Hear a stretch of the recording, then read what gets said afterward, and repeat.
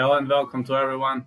Today our guest is Cage Warriors fighter Josh Reed. In general, what can you say in like 3-4 sentences about your achievements, career, so we can go then question by question, please? Pardon? What can you say in general about your career? Like 3-4 sentences about your career, then we'll go with specific questions.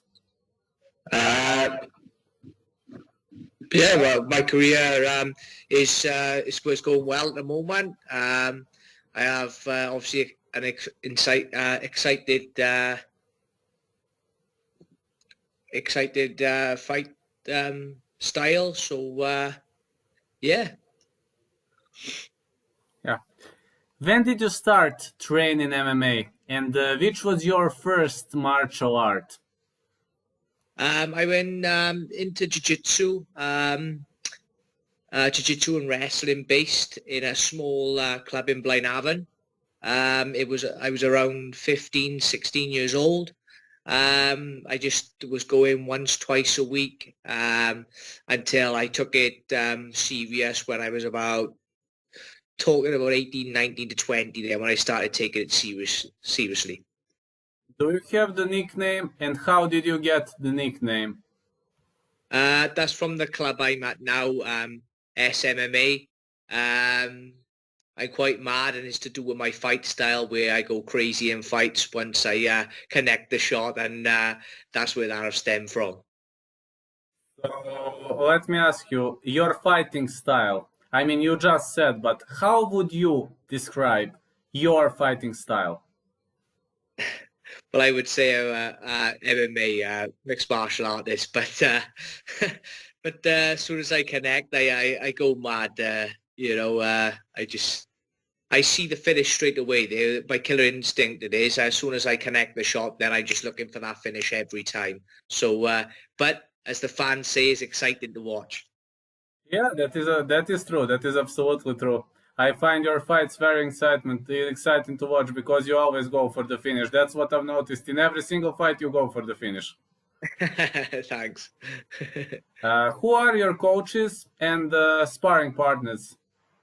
My coach is Carl Parker, and my head coach is Richard Shaw from SMMA. Sparring partners, my last fight was Jack Shaw, who was in the UFC. Brett Johns, who has now joined Bellator. Chris Edwards, Scotty Pedersen, Oban Elliott. That's just a few of the names who I spar regular. Outstanding. Do you have the favorite submission? I would have to say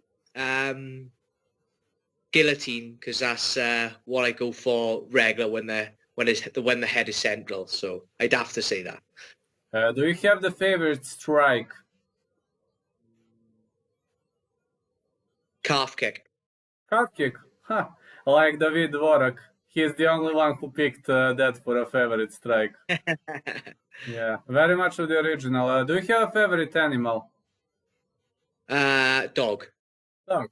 Awesome. What can you say about your first amateur fight? I mean, how did you feel when you headed inside the octagon for the first time? Yeah, I think I was 17, I think, when I had my first amateur. I was in Merthyr, which is not far from me. But yeah, I was very nervous, even though I trained hard up to it. Had a few sleepless nights the week before. And yeah, I was very nervous. But once I was in there then, and then started fighting, I settled down then, but I was very nervous. Who was the toughest amateur opponent for you? Do you have the toughest amateur match? My first fight, what I was just on about, against a man called Ben Wood. He was a lot older than me at the time. I won on points, but yeah, it was a very difficult fight as well. About your first professional fight, do you think it was a very big difference between your first amateur and professional fight? I mean, this is a huge step up for every fighter from amateur to pro. How did you feel heading into pro, like we say, pro waters? Not too bad really. Obviously I had a good few. I think I had like 8 or 9 amateurs. So obviously I got used to crowds, used to the fight day itself, the weigh-ins and stuff. So yeah, the only thing that was different was obviously weighing in the day before as being a professional. Um, yeah, and no, I transferred over to pro fine really. I had obviously the initial nerves because it was a pro debut and it was sort of like starting your pro career. But no, I was more nervous for my amateur first than I was for my pro debut. You had 4 fights before Cage Warriors. So in your career before Cage Warriors, which was the toughest fight? Before uh, that I'd say my debut again as amateur. It was a very tough fight. Obviously my first fight as well. Obviously with all the nerves and stuff. But no, he was a good, and he was like 30 at the time, and I was like 17. He was a man. Yeah, that was my toughest fight. I had to dig deep in that. So before like any fights like that, it'd have to be my debut. How did your Cage Warriors debut go? I mean, Cage Warriors is the most powerful promotion in UK. Yes, yes. Yeah, it went well. I think I was 4-0, I believe, before I had my debut on there. And yeah, I went well. Ben Reese, I think, was my debut Yes, yes. on on Cage Warriors. Yeah, yeah. Well, obviously, I won my knockout, and it went very well actually. But yeah, it was good to fight on a big platform like that. You had a lot. You had TV people there. Obviously, it was my first time on TV, and that it that was a bit obviously daunting again. But by then, had enough fights to deal with it, if you get what I mean. Actually, you fought very well against Nathaniel Wood and some other high-level prospects. I mean, when people look at your score, they would probably think wrong. I mean, all the guys you fought were very good guys. I mean, Nathaniel Wood gave a hard time to Casey Kinney in the UFC. I even believe Nathaniel won that fight. You shared the cage with Nathaniel, so what can you say about him as the opponent? Yeah, we knew at the time when he was champion, and I was obviously challenging him for it, that he was a very good fighter. The game plan wasn't to do what I done, but obviously going back to my fighting style, obviously I caught him with the right hand. I think obviously caught him with the right hand, and obviously went for the finish, which it didn't end in my way, in my favour. But that's just me. Once I see that, I go for the finish. But he's and obviously you've come on a lot now, and he's done very well in the UFC. He's coming off 2 losses now, I think, or 1 loss maybe. Well, 2 losses if you count Casey Kinney loss because he was robbed in that fight.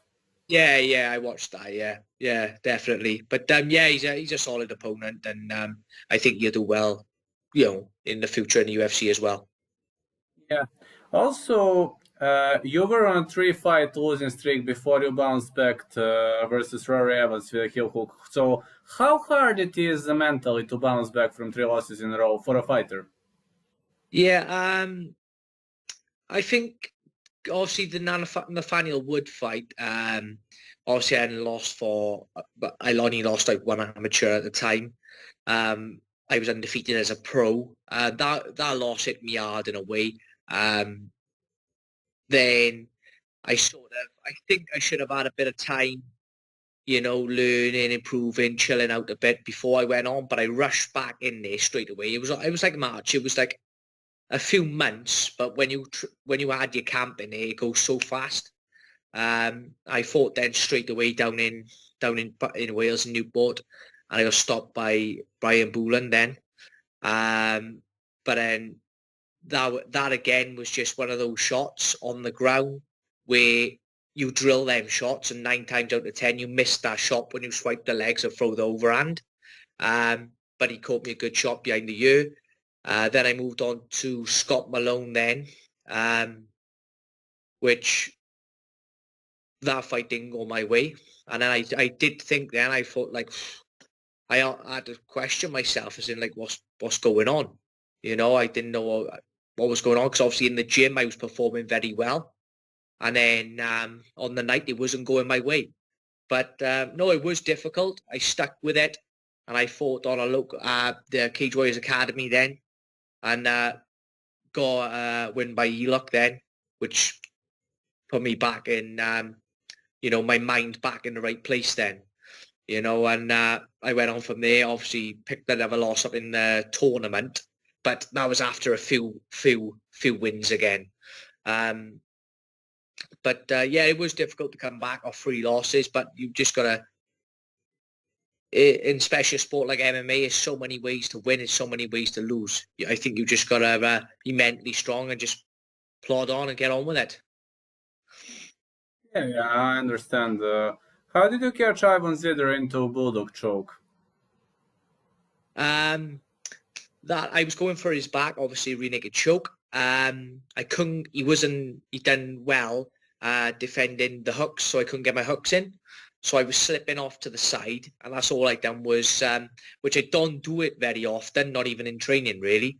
But I adjusted my grip as I was falling. I was actually falling off the submission, off the back, because I couldn't get my hooks in, so I couldn't get the right position. So I switched my grips with my hands and I knew the bulldog choke was there because obviously I know of the submission. So I just went for it then when I changed my grips, and obviously it was very tight.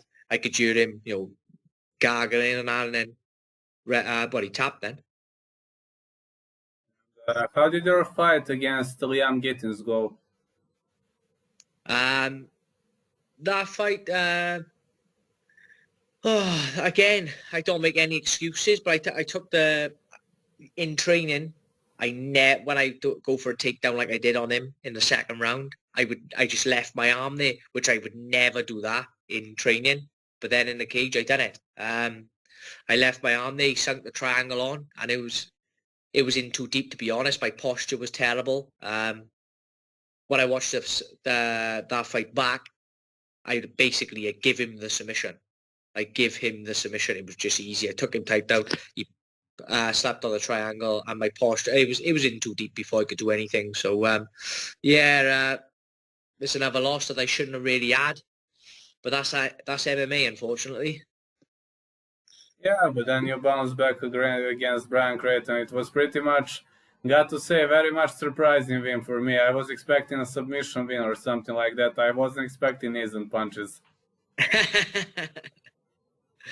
Yeah, to be honest, I was expecting to win by submission. I had that picture in my head. Obviously, Brian's very aggressive on the feet as well, like myself. And I thought that we would end up clinching then, wrestling against the fence, and then we'd be on the ground. But no, I caught him with a 1-2, and as I do, as we've already spoken to, I went for the finish, and yeah, because obviously he was a lot shorter than me, so his head was just there perfectly for the clinch. So I clinched up, and then obviously the knee landed lovely. Yeah, it's great, pretty much great. So you could again, I guess, get one very powerful fight, or however. Fan asked. Actually, I have one big fan from Wales. It's Dom Jones. I just have to send him regards right now. He will watch this video, so no problem. How does one day in your life look like? Obviously, when I get up in the morning, I either go for a run or to the gym, as in to weights, strength and conditioning.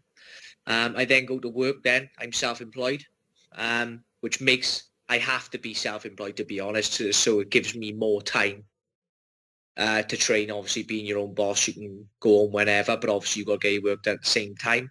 So I go to work then for a good few hours, and then come home then straight to the gym again. I basically do that. I do that 5 days a week, and then I train up basically like 2-3 times on a Saturday, and I rest on a Sunday. That's basically my day. What I just said, that's my day every day. Yeah, that's outstanding. Really much busy schedule. What are your future plans at the moment? Do you have some bouts slated, or you're waiting for something, or keeping the ball rolling? Yeah, I'm fighting on the June trilogy with Cage Warriors in June. I'm not matched yet, but I'm 100% on that card. And obviously going for the win again, pick up a win, and then I'm in a good position again because obviously my record is so big now. I think in June it'll be my 17th professional fight. So obviously, and yeah, that'll be my 17th. That'll be my 17th professional fight. 2-fight winning streak. That'll be then. Yeah, I'm in a very good place again then. Yeah, yeah. Hope to see you against another one. Would you like to add something to the interview? Would you like to give a shout out to someone? Would you like maybe to greet someone? Obviously, all my team, all my sponsors. I got a lot of sponsors, but I'll name a couple off. I got B&B Garage, Batch Plant, CR Building Company, Beer Hug Supports. I got so many. I don't read them all off because I'll end up forgetting just one. But I like to thank all them as well. And yeah, and family, and that's about it. Yeah. Thank you for the interview. Tomorrow evening, gonna release it, okay? Yeah, no problem at all. Yeah, no problem. I will send you video tomorrow evening. Thank you, mate. Goodbye. Thanks.